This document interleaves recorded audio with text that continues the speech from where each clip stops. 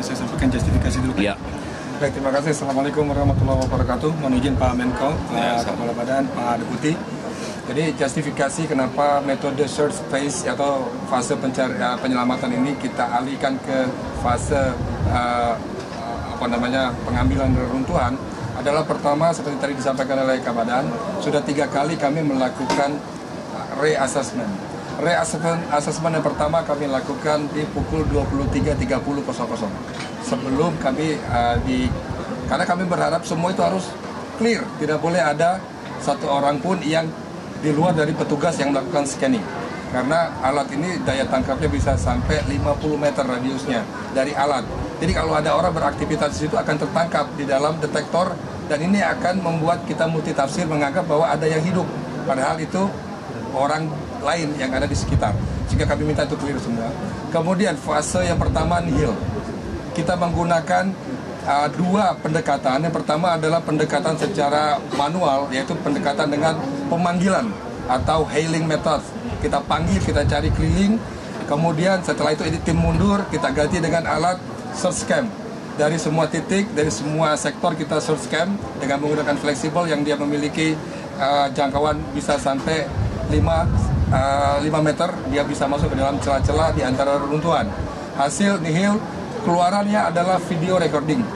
Lalu kemudian peralatan yang kedua adalah wall scan Saver 400. Ini adalah peralatan yang ditempel di dinding.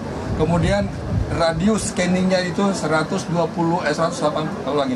derajat dengan jangkauan terjauh sampai 20 meter.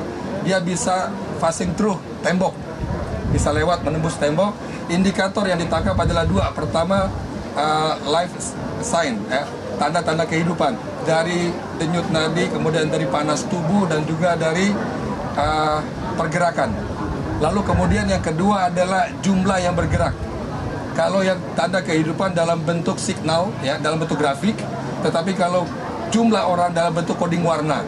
Kalau misalnya di dalam ada 5 saja memberikan gerakan halus dan dia tersebar, maka akan keluar 5 coding warna. Sehingga alat ini akan lebih spesifik, bisa memfilter berapa banyak gerakan yang ada di dalam. Karena pada saat kita scanning, sebelum alat ditangkap, kita berikan instruksi dengan penguat bahwa mereka kalau bisa bergerak, lakukan gerakan kecil agar kami bisa melakukan scanning. Itu kami beri instruksi. Jadi bukan kami pasif bawa alat diam-diam, tidak. Tapi kami kasih instruksi kepada orang yang di dalam, mudah-mudahan ada bisa memberikan respon balik dari scanning tersebut. Lalu kemudian peralatan ketiga adalah multi-search scanning. Peralatan ini bekerja dalam versi 2. Yang pertama adalah visual, yang kedua adalah seismic motion atau gerakan halus yang ada di solid surface atau di permukaan keras. Bisa dia ketuk seperti ini.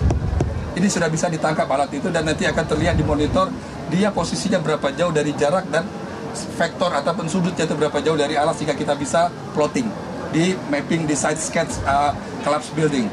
Lalu kemudian ini fase cara kami melakukan scanning.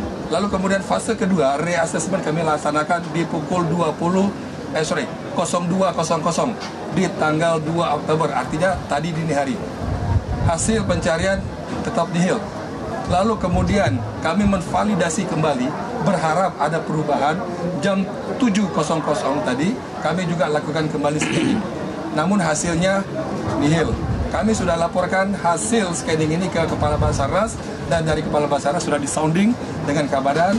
Kemudian dilakukanlah rapat konsolidasi tingkat pimpinan untuk mengambil langkah-langkah selanjutnya, dan berikutnya sudah disampaikan oleh Kepala Badan. Kurang lebih demikian yang kami sampaikan justifikasi kenapa dari rescue phase kemudian pindah ke crane phase. Bolehlah kita bisa sampaikan crane phase, fase craning.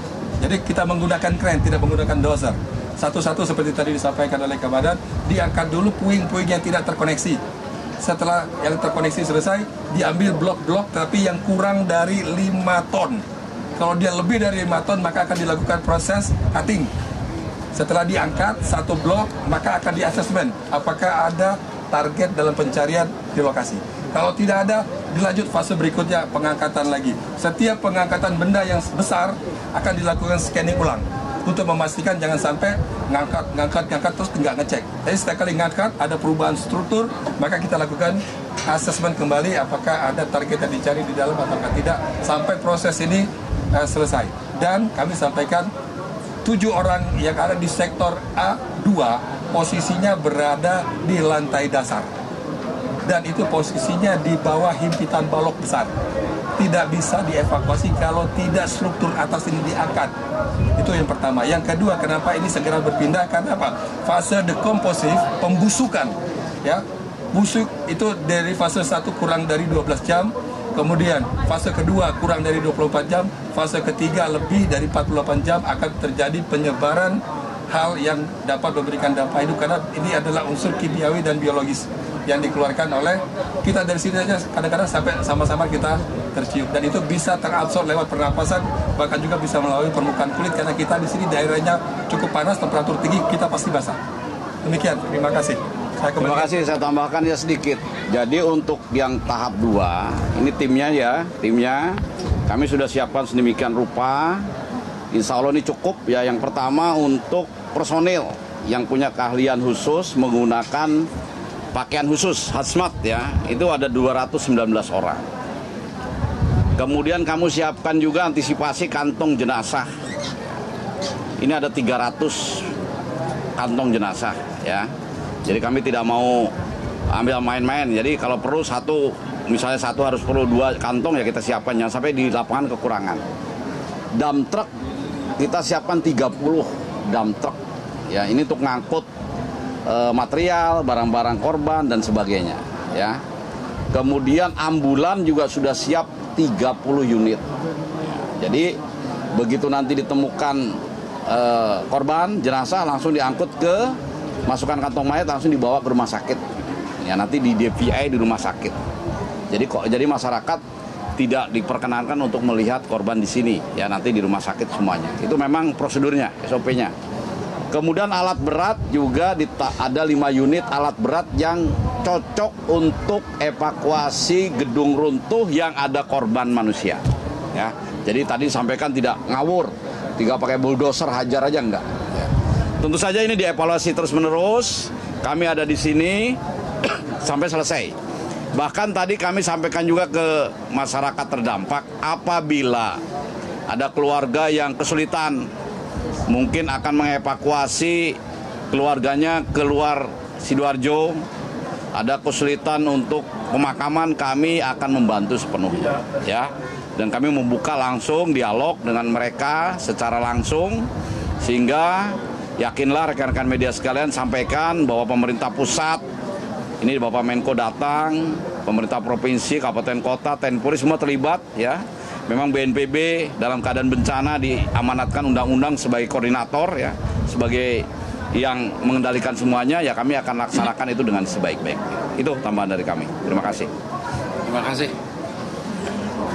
Saya tanya. Ada?